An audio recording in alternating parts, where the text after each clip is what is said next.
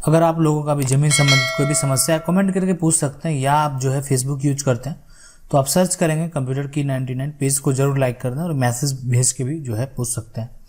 देखिए ये पूछ रहे हैं कि जैसे मेरे ससुर जी ने अपने भतीजे को 40 साल पहले गैरमजरूआ ज़मीन दे दिया, ठीक है, और जिसको अपने नाम पर बंदोबस्त जो है करा लिया है और कुछ हिस्से में घर भी बना लिया, तो उसमें मेरी बीवी का हुआ कि नहीं? मेरे ससुर भी नहीं है, कृपया जो है जल्दी बताइए, और लिखे भी नहीं है, सरकारी ज़मीन है।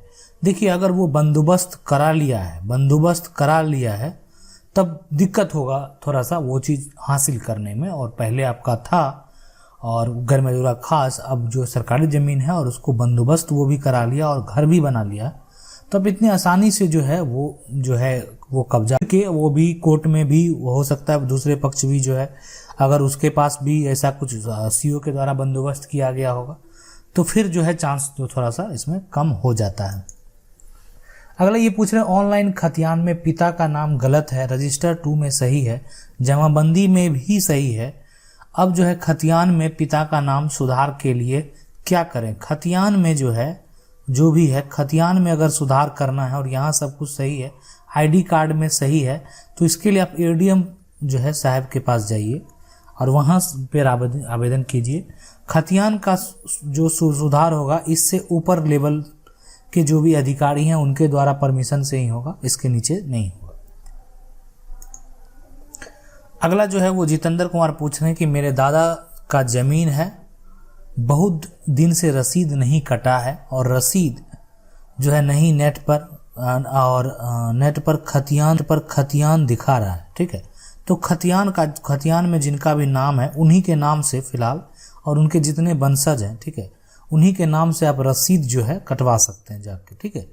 आप खतियान के अकॉर्डिंग जो है उनके नाम से जाके रसीद जो है कटवा सकते हैं, कोई दिक्कत नहीं है। जो खतियान है और खतियान का जो इन्फॉर्मेशन है ना, उसका आप इन्फॉर्मेशन जाके जो कार्यालय है उससे निकाल लीजिए और उसके अकॉर्डिंग जो है आप रसीद भी जो है कटवा सकते हैं। ये पूछ रहे हैं सर जी हम सुपौल जिला बिहार से हूँ और घर दूसरे के ज़मीन पे पड़ गया है और ज़मीन बिहार सरकार हो गया है, ज़मींदार से ज़मीन कैसे लिखवाएं? ठीक है, सुपौल जिला में है और घर जो है दूसरे के ज़मीन पे पड़ गया है और ज़मीन बिहार सरकार हो गया है, ठीक है। अब देखिए ज़मीन जब बिहार सरकार हो गया है, ठीक है, तो ज़मींदार से ज़मीन कैसे लिखवाएंगे? तो नहीं, ज़मीन तो बिहार सरकार हो गया तो फिर तो वो बिहार सरकार ही है ना आप, ठीक है। और अब मेरा घर जो है ना वो दूसरे के ज़मीन में जो है, तो अगर आपका घर जो है मान लेते हैं दूसरे के ज़मीन में पड़ जाता है तो अभी कोई ये चीज़ नहीं है कि आप उसको लिखवा सकते हैं, ठीक है। आप जो है इसके लिए सीओ साहब के पास आवेदन कर सकते हैं, मतलब ये एक प्रक्रिया होता है। अगर वो दूसरा का अपना निजी संपत्ति होगा तो कानूनन वो जो है बहुत सारा तरीका है जिसको खाली करवाया जा सकता है, घर भी बना हुआ है तो भी, ठीक है।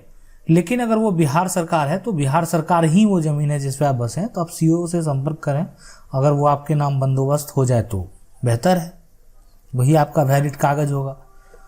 ये पूछ रहे हैं कि मैं जो है ये निरंजन मोदी बिहार से हूँ, मेरा घर के आगे और गैरमजरूआ सड़क के बीच 3 डिसमिल आम गैरमजरूआ जो है ज़मीन है जिसे दबंगों ने कब्जा कर लिया है, क्या करें? नहीं देखिए, अगर वो आपका खतियान में है ना, खतियान में है तो इसके लिए अगर वो खतियान में है तो सीओ और एसडीओ के पास आवेदन कर दीजिए पहले, और जो भी कब्जा किया उस सबको जो है आप वहाँ से नोटिस आ जाएगा, उसका जवाब देगा किस आधार पे कब्जा किए हैं। किसी का खतियान में अगर वो खास है ना, तो कोई दिक्कत वहाँ पे तब दिक्कत होने वाली बात है। अगर मान लेते हैं वो बिहार सरकार ही है तब कोई कब्जा कर लेता है तो भी आप सीओ को कर सकते हैं। अगर आपको उससे समस्या है तो सीओ को पावर है कि वो जो भी बिहार सरकार का ज़मीन है उसको खाली करा सके, ठीक है।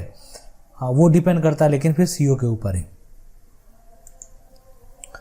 अगला सवाल ये पूछ रहे हैं कि मेरा अंचल में जो है जमाबंदी फट गया है और उसका कोई प्रूफ मेरे पास नहीं है, केवल रसीद है, उसको जो है पकड़िए या क्या किया जाए? अभी मेरे जो है मेरा साल हो जाएगा ना, अभी मेरे जो है ना साल हो जो है। देखिए अब हम आपको बता देते हैं, जमाबंदी फट गया है और अगर आपको दिक्कत लग रहा है कि परिवार में, देखिए जमाबंदी फिर से बन सकता है अगर पारिवारिक सहमति हो तो, ठीक है। अगर नहीं कर रहा है जमाबंदी तो पार्टीशन छूट कर दीजिए, है ना। सबको नोटिस आएगा, जवाब देगा तो जवाब देगा तब ठीक है, प्रक्रिया के बाद जमाबंदी होगा। जवाब नहीं देगा तो आपको डिग्री हो जाएगा, आप जमाबंदी करा लीजिएगा। जैसे डिग्री होगा फिर तो डायरेक्टली वो डिग्री का वैल्यू है ना, करना ही है, वो आदेश हुआ, मानना ही है। तो ये जो है, जो भी आप लिख के दीजिएगा, जो भी खाता खेसरा, अगर कोर्ट से वो डिग्री हो जाएगा तो फिर आप जमाबंदी कायम करा सकते हैं। तरीका बहुत सारा है ना।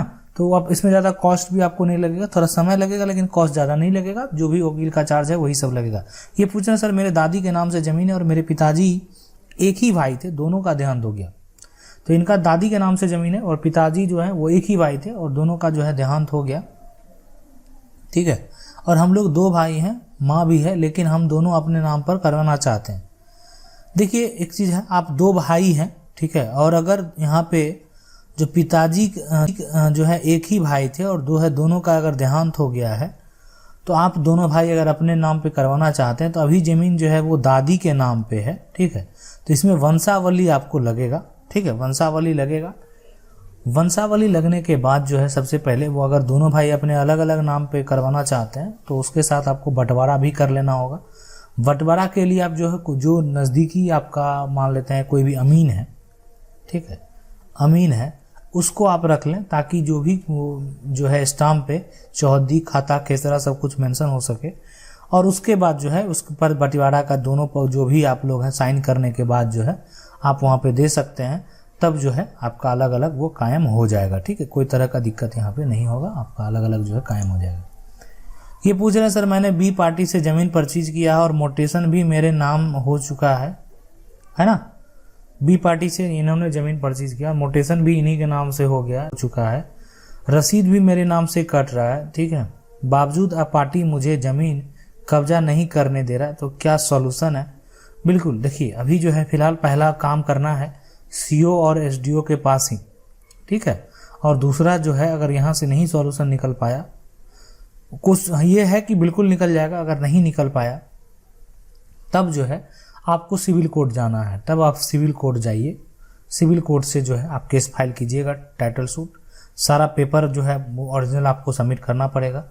अब जब ज़रूरत पड़ेगा तो फिर कोई दिक्कत नहीं है, आपके पास सब कुछ है, आपने परचेज किया है, मोटेशन भी हो गया है, मोटेशन सबको। और अगर मान लेते हैं कोई आपको कब्जा नहीं करने देता है तो फिर जो है वहाँ से जो है आपको आदेश जब हो जाएगा तो प्रशासन जाके जो है आपको कब्जा करवाएगा और बहुत एक्शन ले लिया जाता है। अगर कानूनी मतलब तरीके से आपको आदेश मिल गया ना तो कोई दिक्कत नहीं है फिर, नहीं तो लेकिन अगर ज़मीन की बात है ना तो फिर एक तरह से थाना को भी पावर नहीं होता है कि वहाँ पे जाके जो कोई भी एक्शन ले सके, ठीक है। थाना कभी एक्शन लेंगे या आपके ऊपर कुछ भी करेंगे जब दो बीच में मारपीट हो गया तब वो ऐसा करेंगे। पहले जाके वो किसी का कब्जा करा दें तो यहाँ वहाँ पे कोई वेरीफाई करने का प्रक्रिया नहीं है। तो इसलिए जब तक वेरीफाई हो के ऊपर से आदेश नहीं आएगा कौन पक्ष सही है कौन पक्ष गलत है, तो उसके बाद वहाँ से जो है कुछ नहीं किया जाता है, ठीक है।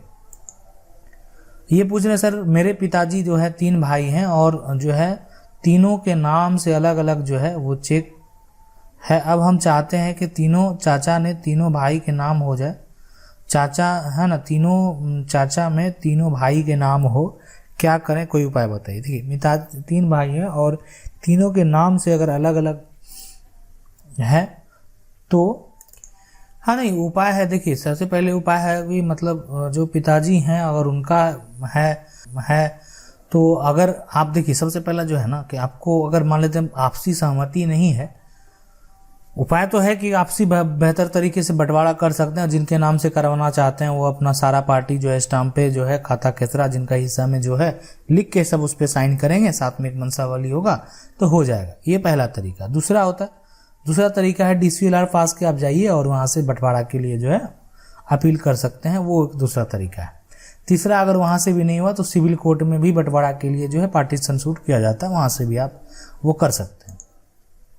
ये पूछने सर, मेरा दीदी के नाम से जो है वसीयत है 1951 साल का, लेकिन अब हमको अभी मालूम चला है 1951 जो है पुराना वसीयत है, अभी काम आएगा, कोर्ट में काम आएगा, बिल्कुल आएगा लेकिन कोर्ट में, ठीक है, कोर्ट में ये चीज़ जो है काम आएगा। आपके इसके लिए जाइए सिविल कोर्ट में आप केस फाइल कीजिए, ठीक है, कोर्ट में जो है। और वसीयत में जो अभी कोई उपयोग कर रहा है ना, नोटिस उसको जाएगा और ये वसीयत को वेरीफाई किया जाएगा। अगर ये वसीयत कानूनी तरीके से है तो बिल्कुल उसका इन्फॉर्मेशन होगा। अगर उस वेरीफाई में ये पुष्टि हो गया कि ये सही है और ये आपको नहीं मिला है, ठीक है, तो फिर बिल्कुल मिलेगा कानूनी तरीका। लेकिन आपको यहाँ पे जो है एक लॉन्ग पीरियड हो जाता है, तो आपको कानून जो है तरीका ये आपको अपनाना ही पड़ेगा, ठीक है, और वहीं से जो है इसका सॉल्यूशन निकलेगा। अगर आप लोगों का भी कोई भी समस्या है तो आप कमेंट करके पूछ सकते हैं, वीडियो के माध्यम से जवाब देने का प्रयास करेंगे। वीडियो अच्छा लगा वीडियो को लाइक जरूर कर दें, चैनल को पहली बार देख रहे हैं सब्सक्राइब करके जो बेल आइकन है उसको जरूर दबा लीजिए। मिलते हैं अगली वीडियो में, तब तक के लिए।